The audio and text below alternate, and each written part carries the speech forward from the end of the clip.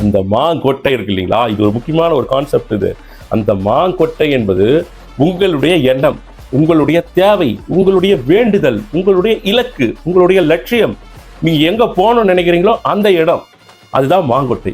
அந்த மாங்கொட்டையை நீங்கள் பூமியில் புதைப்பது அப்படிங்கிறது மகாபிரபு ஜெகத்குரு ஸ்ரீ ஸ்ரீ ராகவேந்திர சுவாமிகள் கிட்ட அதை நம்ம சமர்ப்பணம் பண்ற மாதிரி.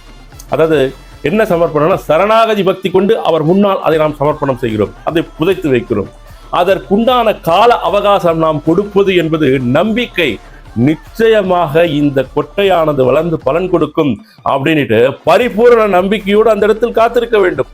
குருராஜர் முன்னால என்னுடைய எண்ணத்தை எடுத்து சென்றேன். அந்த எண்ணத்தை குருராஜருடைய பொற்பாத கமலங்களில் நான் வைத்து விட்டேன், புதைத்து இருக்கிறேன், வச்சிருக்கேன் பூமியில மாங்கொட்டையாக. நிச்சயமாக அது வளரும் அப்படிங்கிற பரிபூர்ண நம்பிக்கை தான் அந்த இடத்தில் உனக்கு நிதானமாக இருக்கிறது. அச்சா, அதுக்கு அடுத்தபடியாக நீங்கள் தினமும் அதை பாதுகாக்க வேண்டும். அந்த ஒரு செயல் செய்ய வேண்டும். என்ன செயல் செய்யணும்னா, தினமும் நீர் ஊற்ற வேண்டும்.